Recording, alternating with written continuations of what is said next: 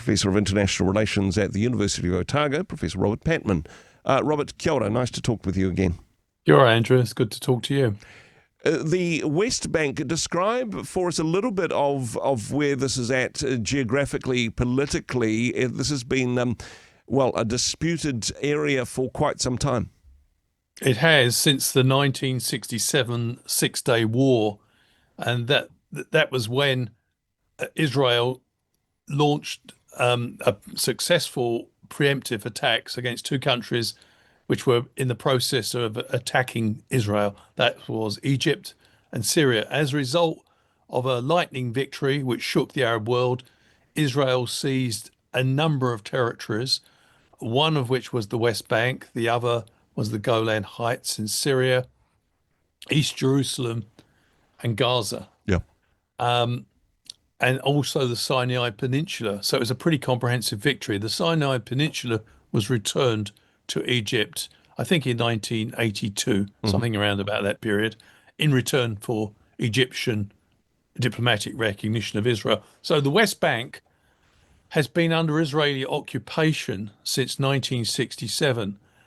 And according to Resolution 242 of the UN, Israel should relinquish control. So, and what we've had recently is a ruling, an advisory ruling by the International Court of Justice, saying that Israel's current occupation of East Jerusalem, West Bank, and Gaza is, quote, unlawful. So, in a sense, Israel's control of those territories stemmed from a comprehensive, emphatic victory against two Arab countries in 1967. And now these were still in theory, and some people refer to this area as the occupied West Bank, although that in itself is a politically charged statement. However, since that time, settlers have moved in, that Palestinian communities have been bulldozed, Jewish settlements have been put in place. I understand up to 700,000 Jewish settlers in the West Bank as things are at the moment. I mean, still very much a minority in the area. But again, a lot of pushback from the international community. These settlements are unauthorized. They're illegal. Israel seems to be ignoring those concerns, though. Yes, well, let's be quite clear. This is a far-right coalition, but it has all governments since 1967 have gradually encroached. They annexed illegally East Jerusalem in 1980, which wasn't accepted by the rest of the international community at the time, although it seems to be there's been creeping recognition from the United States and Australia for the fact that Jerusalem is the capital of Israel. But you're quite right. There's something like 700,000 Israeli settlers, and it's going on day by day. For example, the Palestinian farmers who develop olives as their form of income have seen many of their olive trees uprooted. Palestinians are being ejected from their homes on a daily basis. Now, how is this happening? Because, particularly under Mr. Netanyahu, the Israeli army is deployed in the West Bank to protect the settlers, but not the victims of those who find their properties taken over or bulldozed, or injuries committed by settlers. Many settlers are armed, and the Israeli army is there to back them up, not to act as an independent third force to prevent violence from being carried out. So the Palestinians are essentially defenseless in the West Bank. The Palestinian Authority, which technically has control of 40%, has very little real power. Let's take a look at what has happened in the last week with a move in the Knesset, and to be fair, from the far-right groups within what is an uneasy coalition in the Israeli parliament, and a move that was not backed by Benjamin Netanyahu, at least publicly.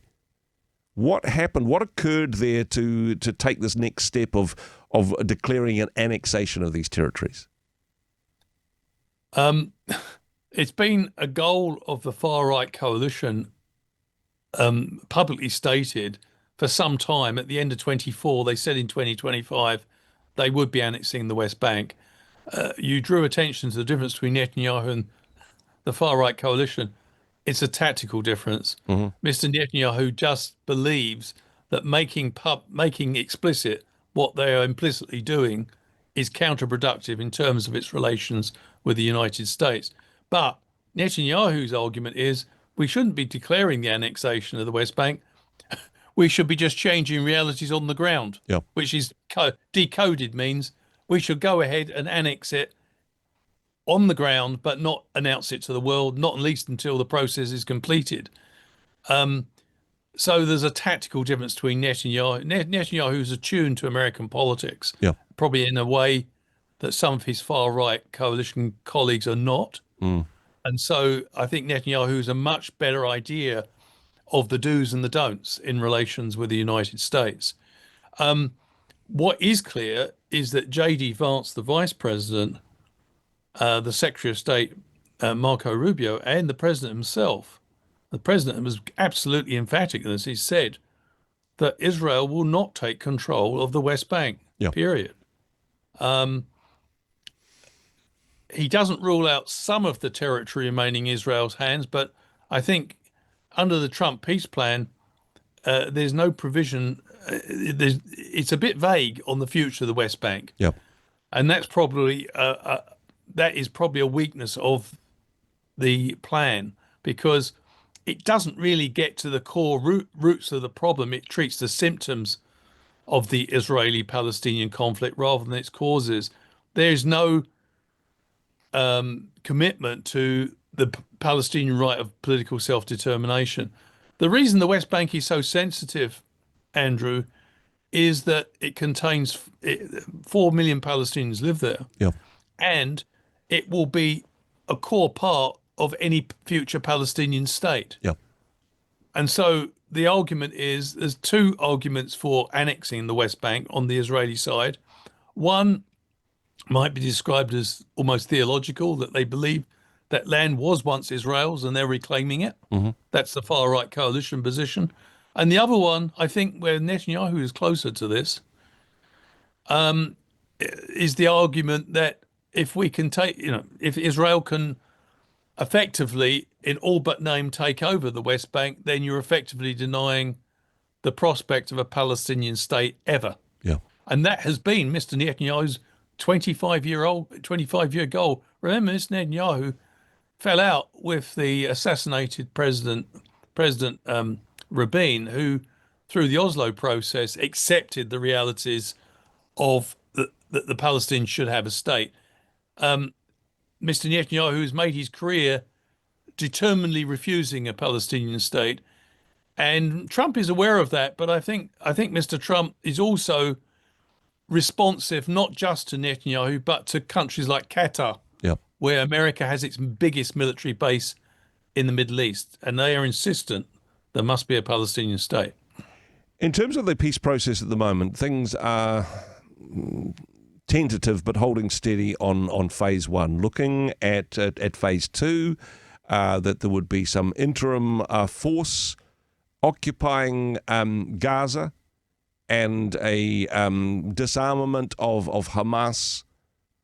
Is this just a blip on the road, or is this at risk of derailing the peace process in I'm Gaza? not sure the ceasefire is holding. 100 Palestinians have been killed since the ceasefire was agreed between Hamas and the Netanyahu government, and this is the Trump peace plan. 2 Israelis have been killed. And, from the Palestinians' point of view, if you're subject to daily bombardment, and yet technically there's a ceasefire, it doesn't seem to be a particularly viable one. The big problem at the moment is that the Hamas, this terror group, they see themselves as a resistance group, but let's put the semantics to one side. They have promised to return all the deceased Israeli captives or hostages.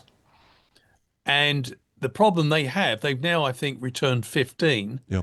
They've got 28 to return, is that many of these hostages, like many dead Palestinians, are under rubble. But they haven't got any heavy equipment, and Israel is not permitting them heavy equipment to remove. So many of these search for bodies is literally going on by hand. Wow. It is being assisted by the Red Cross to some degree. So, in a sense, by denying or refusing Hamas heavy equipment, that is probably slowing down the process of returning dead Israeli hostages. Yeah.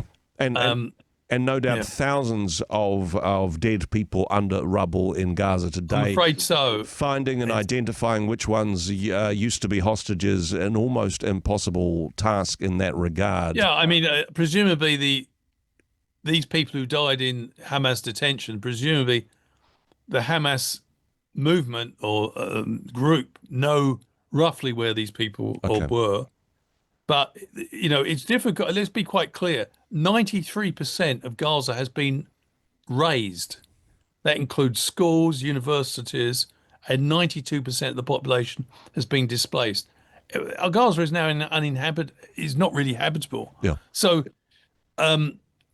it's a big, even with the best heavy lifting equipment in the world, it would be a big job. Yeah. But that is one of the problems that's causing tension, because Israel says, as well as responding to what it sees as Hamas provocations through bombardments, it also insists that that they can't move to the next phase of the agreement until all the Israeli deceased hostages, their remains, have been returned. And so we're still a bit short of that target. So it's precarious, I think is really the way of looking at it. And if that proves to be impossible, maybe also the next stage of the peace process also impossible in that regard.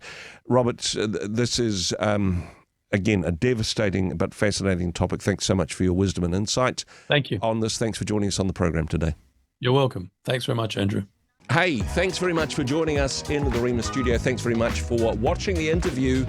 It's kind of nice to have an audience, actually. And if you did like what you watched, then do give us a like, do give us the thumbs up. And if you'd like to see more interviews like that one, or perhaps even better, subscribe and those interviews will come straight to you. Don't forget to turn on your notifications, and we'll see you in the next one. Cheers.